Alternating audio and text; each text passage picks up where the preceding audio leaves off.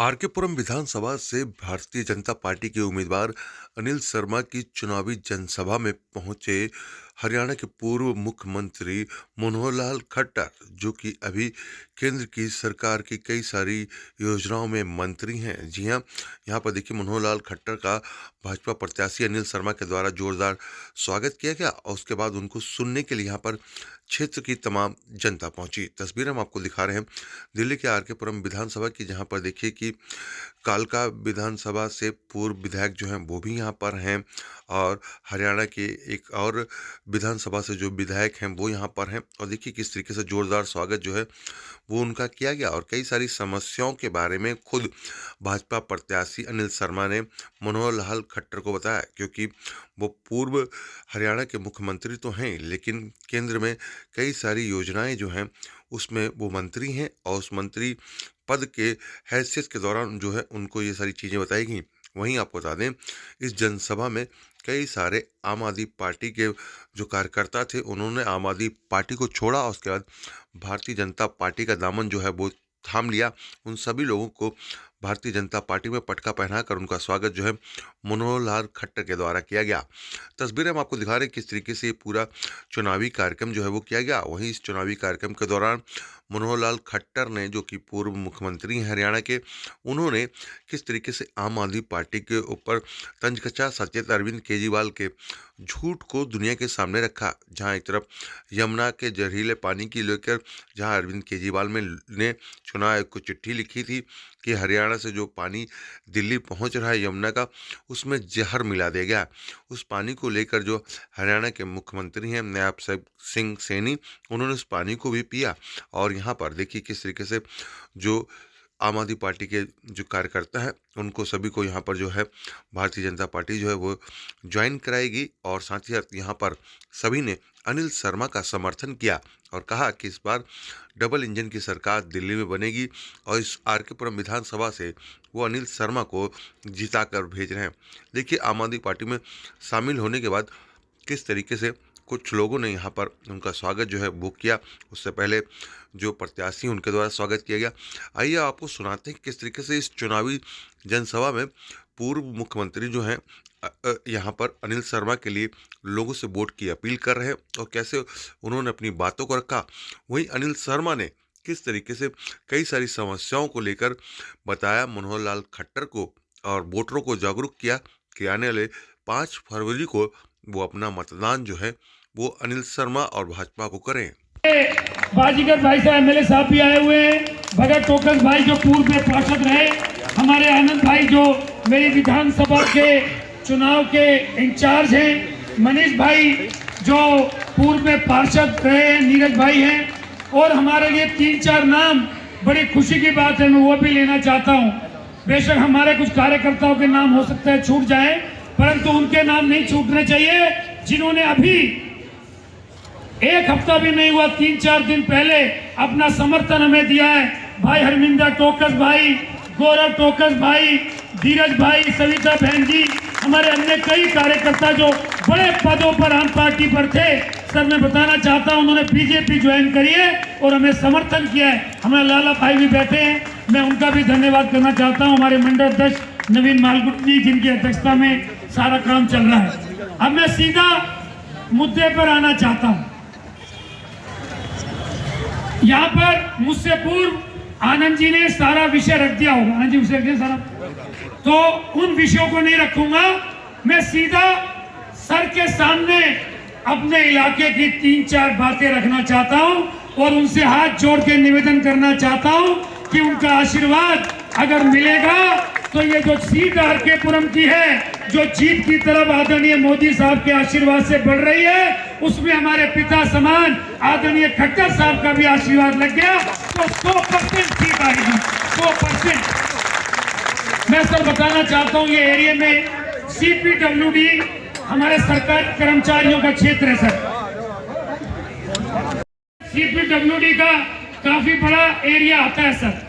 सरकारी कर्मचारी जो भारत सरकार के आपके यहाँ काम करते हैं उन्हीं का बहुत बड़ा क्षेत्र आता है सर। वो CPWD काफी हद तक हमारी सुनवाई करती है, ऐसा नहीं है कि सुनवाई नहीं करती है, परंतु हम चाहते हैं सर कि एक बार आपका आदेश अगर ये चला जाए कि सीपीडब्ल्यूडी के जो पार्कों के अंदर अभी कई जगह पड़ी है, क्योंकि कच्चे पानी की लाइन कई जगह आई नहीं है, तो कच्चे पानी की लाइन आ जाएगी तो सीपीडब्ल्यूडी के पार्क सारे चमक जाएंगे।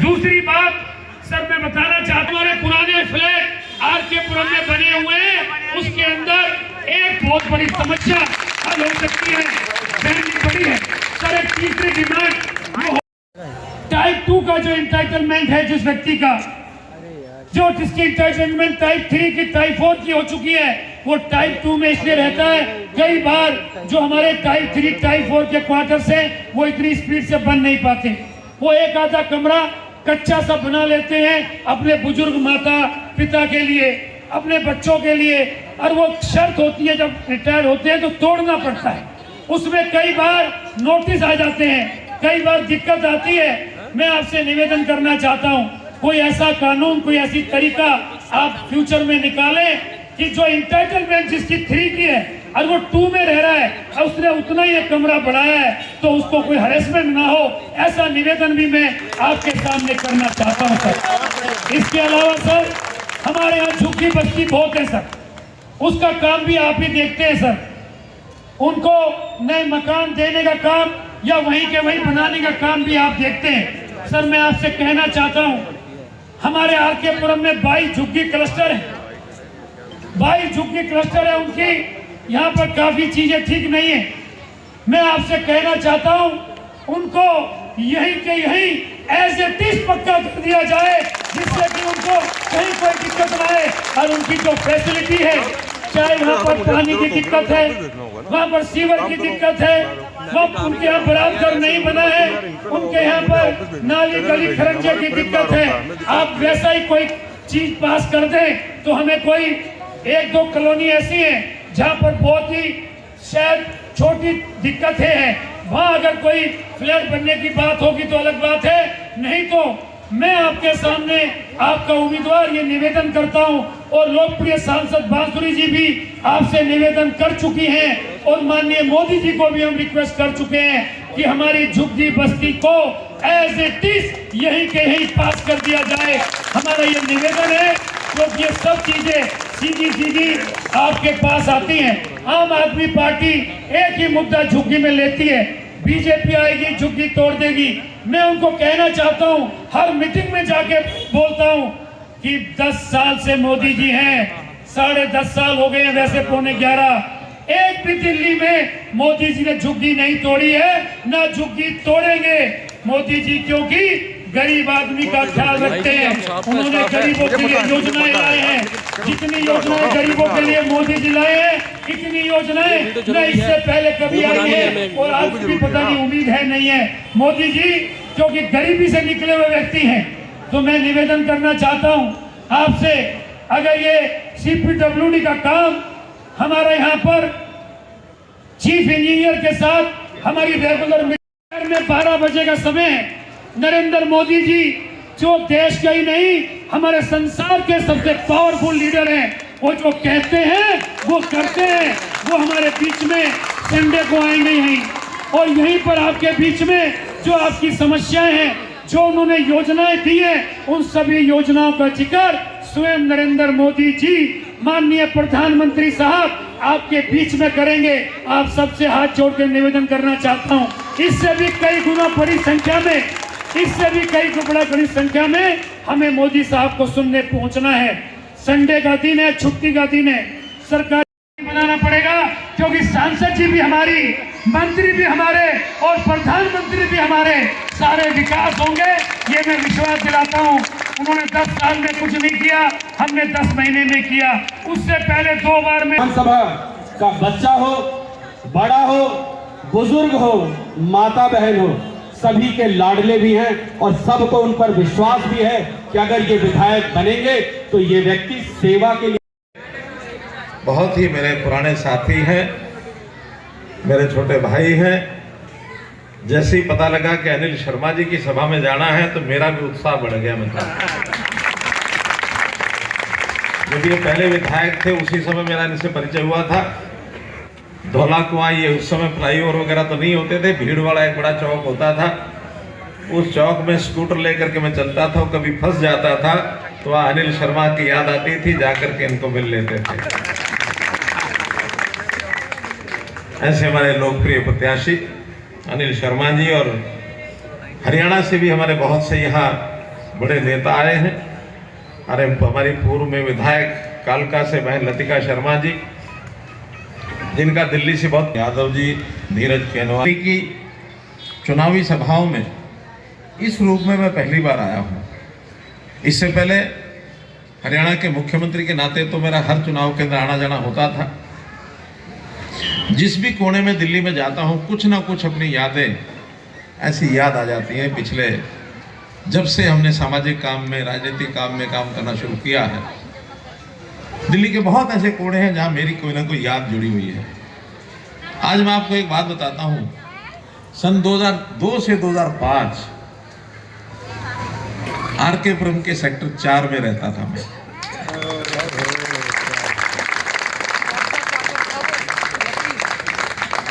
कभी कभी बाजार में घूमने जाना हो तो गांव का बाजार मुनीरका का अच्छा लगता था, बहुत छोटा मोटा सामान भी जाके ले आते थे। मुनीरका से थोड़ा आगे कोने में जाओ तो एक वो उडुपी, ऊपर छत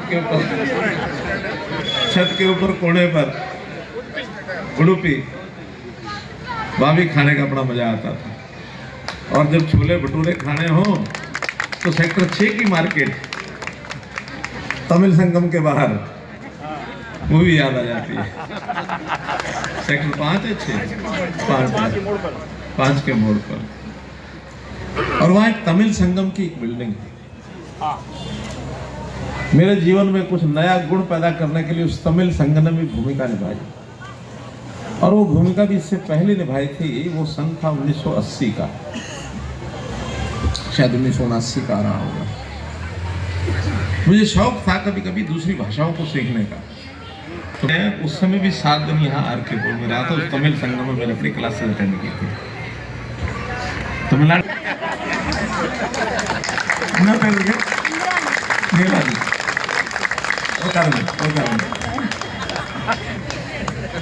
अब ये बातें उस समय की याद आ रही है। तमिल मोली रुम्बो नल्ला मोले नहीं साता थे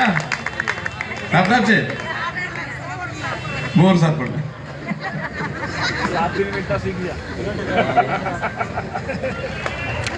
मित्रों, दिल्ली के साथ अपनापन होने के नाते से मन बहुत खुश होता है।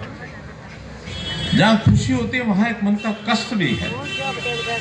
कष्ट ये है कि पिछले 11 साल से आप लोग जो भुगत रहे हैं, इसका मुझे भी कष्ट है। और एक ऐसा व्यक्ति जिसने लोगों को बेवकूफ बनाया हुआ है। हो सकता है हम सब तो ठीक ठाक ही रहे होंगे इस समय में, लेकिन हमारे और बहुत साथी बहक जाते हैं, क्योंकि दिल्ली बड़ी है, करोड़ों की संख्या में लोग रहते हैं। और ये झूठ का जो इसकी फैक्ट्री चलती है केजरीवाल साहब की, साहब मैं थोड़ी देर कहूँगा, बाद में नहीं कहूँगा, बाद में उसके असली नाम भी कई और हैं। इसने एक संत थे जिनके कंधे पर चढ़ करके रथ पर सवार हो गया, शासन के रथ पर। वो संत कौन थे, कौन है? अभी भी आप सब जानते हैं, अन्नाधारी शुद्ध आत्मा। एक लोग वो लबादा ओढ़ करके, ईमानदारी का लबादा ओढ़ करके, सत्यता का लबादा ओढ़ करके सत्ता में आ गए। आए तो बाद में वो भी इनको गालियां देने लग गए कि क्या क्या इन्होंने वायदा किया था और कुछ नहीं किया। इन्होंने कहा कि मैं जन लोकपाल बिल बनाऊंगा, लेकिन जन लोकपाल बिल क्यों नहीं बनाया? इसलिए नहीं बनाया कि अगर मेरी करतूतें जन लोकपाल को ध्यान में आ गई तो सबसे पहले जन लोकपाल ही हाथ डाल देगा मेरे।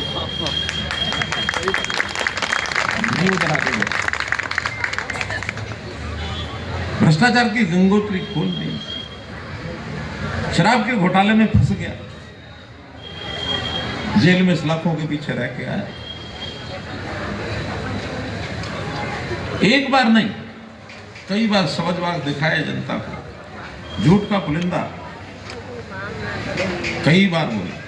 बंगला नहीं लूंगा मुख्यमंत्री बनूंगा तो, सामान्य मकान में रहूँगा, लेकिन बंगले का चस्का क्या लगा कि खाली बंगला सामान्य हो तो कोई बात नहीं, बहुत राजनीतिक लोग रहते हैं, लेकिन उस बंगले की साज सज्जा में और उसके अंदर जिस प्रकार के उन्होंने काम कराया, बताते हैं 70 करोड़ रुपए से ऊपर उस बंगले के अंदर लगा रखा है इन्होंने। 70 करोड़ रुपए, 70 करोड़ से तो पता नहीं जहाँ गरीब जनता की कितने काम करवा रहे थे। कोरोना में अभी 3 दिन से तो मुझे इतना कष्ट हो रहा है कि एक मुख्यमंत्री जो पहले रहा है, अब तो मुख्यमंत्री नहीं है, लेकिन उसकी मुख्यमंत्री ने भी यही गाना गाया और वो भी ये बोलने लग गया। और कैसा झूठ, जो किसी पॉलिटिकल आदमी तो छोड़े, नॉन पॉलिटिकल आदमी भी, इवन इसके और भी जो साथी सहयोगी भी रहे हैं, उन्होंने भी कहा कि ऐसा घिनौना झूठ कोई आदमी बोल नहीं सकता, सीमा पार कर गया जब इन्होंने कहा कि हरियाणा के जो लोग हैं पानी यहाँ पर जहर मिला करके भेज रहे हैं। ये शर्म की बात है क्या? इतनी मानवता से गिर जाना, ये खुजली वाली कर सकता है और कोई नहीं कर सकता।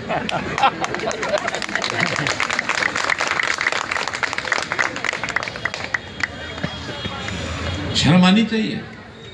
अच्छा, हमको भी जब बोला तो बड़े अजीब लगा कि बोल क्या रहा है। मैंने तुरंत अपने पॉल्यूशन डिपार्टमेंट हरियाणा में, क्योंकि आदमी तो वही है जिनके साथ मेरा भी 10 साल का संबंध है, मैंने कभी कोई रिपोर्ट आई होगी जरा एक बार भेजो पिछले महीनों की रिपोर्ट। कहने के कि हरियाणा सरकार की भेजूं कि दिल्ली सरकार की भेजूं? तो दिल्ली सरकार की भी उनके पास पहुँचती है, मिलाते हैं। मैंने कहा नहीं, हरियाणा सरकार के 2 लोग कहेंगे कि हरियाणा सरकार की है, सच्ची है झूठी है पता नहीं, अब दिल्ली सरकार की भेजो। तो उन्होंने दिल्ली सरकार की, जिस जगह से पानी हरियाणा से दिल्ली में आता है, पल्ला नाम का स्थान है, वो पल्ला गांव है, बॉर्डर में पल्ला गांव, वहां से पानी एंटर करता है और वहां हर महीने टेस्टिंग होती है पानी की। दिसंबर की रिपोर्ट उन्होंने मेरे पास भेजी, मैंने दिसंबर की रिपोर्ट भेजी, और रिपोर्ट उन्होंने भेजी जो दिल्ली की जो अपना इनका पॉल्यूशन डिपार्टमेंट है, Delhi pollution control committee water laboratory, उस लेबोरेटरी में 2 आंकड़े पढ़ता हूं मैं पल्ला के। एक होता है पीएच वैल्यू, कोई यहाँ विज्ञान का या इस प्रकार के लैब का कोई आदमी बैठा हो तो उसको पता होगा पीएच वैल्यू क्या होती है। पीएच वैल्यू 10 पीएच वैल्यू तक तो पानी को ठीक से उसको ट्रीट किया जा सकता है, क्योंकि पानी तो सारा ट्रीटेड होता है, ट्रीटमेंट के बाद ही पानी पीने लायक बनता है। उससे पहले तो आप धुलाई का काम, ये सब कपड़े धोने का काम तो कर सकते हैं, लेकिन ट्रीटमेंट जो होती है 10 पीएच वैल्यू से आराम से हो जाता है। वहाँ की पीएच वैल्यू जो है दिसंबर की 7.36 है, यानी जो एक सामान्य पीएच वैल्यू है 6 से नीचे होती नहीं है, 10 से ऊपर होनी नहीं चाहिए, तो 7.36। ऐसे ही एक वैल्यू होती है बैक्टीरिया कितना है, एक 100 ml में कितना बैक्टीरिया होना चाहिए, उसमें लिखा है कि उसकी मैक्सिमम वैल्यू 2500 ये परमिटेड है। वहाँ पल्ला की 1200 बैक्टीरिया की वैल्यू है, जिसको एमपीएन कहते हैं, फीकल कैलिफॉर्म एमपीएन वैल्यू, ये है 1200। जैसे पानी आगे बढ़ता है, वजीराबाद में ये वैल्यू हो जाती है कि दिल्ली का जो पानी, खराब पानी उसमें मिक्स होता है, वो 3300 हो जाती है, लिमिट से आगे निकल जाती है।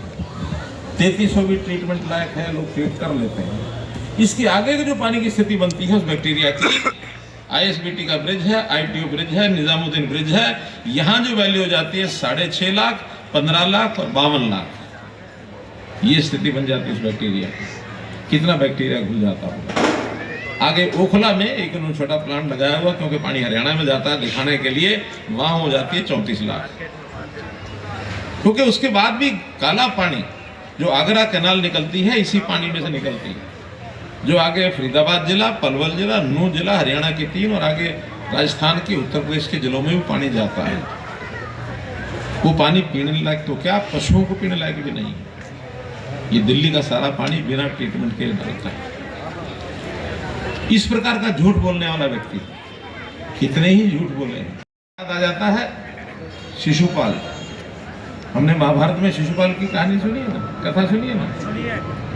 शिशुपाल का क्या आशीर्वाद था, किसने मारा था? भगवान कृष्ण ने। जब उसने 100 पाप पूरे कर दिए तो भगवान कृष्ण ने कहा कि इसको जिंदा रहने का अधिकार नहीं है, शिशुपाल का वध कर दिया था इसी बात को लेकर। तो भाइयों, इस शिशुपाल से भी बढ़कर के इसके 100 से ज्यादा झूठ हो चुके हैं। क्या क्या करना होगा? कमल का बटन दबाना होगा भगवान कृष्ण की तरह। मकान भी बढ़ने चाहिए। और जहां आसपास की झुग्गी झोपड़ी वालों का विषय है, जो जे क्लस्टर्स हैं, मोदी जी ने घोषणा की है, जहां झुग्गी वही मकान, जहां झुग्गी वही मकान देंगे। हमेशा हमेशा झुग्गी में भी क्यों बैठे रहे? उनको भी अधिकार है अच्छा मकान का। प्रधानमंत्री आवास योजना के अंतर्गत देश भर में 1 करोड़ शहरी मकान और 2 करोड़ गांव में मकान, 3 करोड़ मकान अगले 5 साल में बनने, 3 करोड़ मकान। दिल्ली में इस योजना का लाभ हमारे कुर्सीवाल ने नहीं उठाई, हमारा जो जोकर है इसने नहीं उठाई। ड्रामे जितने मर्जी करा लो, लेकिन प्रदेश सरकार किसी की हो, केंद्र सरकार के साथ तालमेल रख करके ही योजनाओं का लाभ उठाया जा सकता है। देश में 2 सरकारें ऐसे रही हैं जिन्होंने कभी ये नहीं कहा कि हाँ आपकी योजनाओं का लाभ हम अपने प्रदेश के लोगों के लिए लेना चाहते हैं। उसमें एक दिल्ली का ये भूतपूर्व मुख्यमंत्री रहा और एक ममता दीदी अपनी बंगाल की, पश्चिम बंगाल की सरकार। इन दोनों को ऐंठ है बड़ी। ऐंठ में जनता का भले नुकसान हो जाए, लेकिन हम ढीले नहीं होंगे, क्योंकि इस पे एक और बहन भी रहा है पिछले सालों में। शेख चिल्ली का जैसे सपना होता ना, क्या बनूंगा? अरे घर में तो बिल्ली पूछती नहीं, बना देश का प्रधानमंत्री मैंने।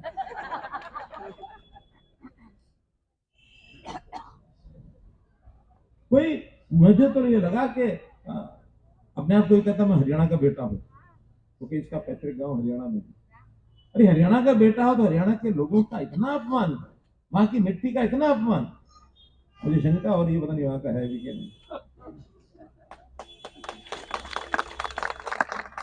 व्यक्ति के ऊपर विश्वास जमे, ऐसा काम करो। वैसे विश्वसनीय लोगों की जो टीम है हमारे पास, उनमें से जो प्रत्याशी आए हैं उनमें से एक भाई अनिल शर्मा भी है।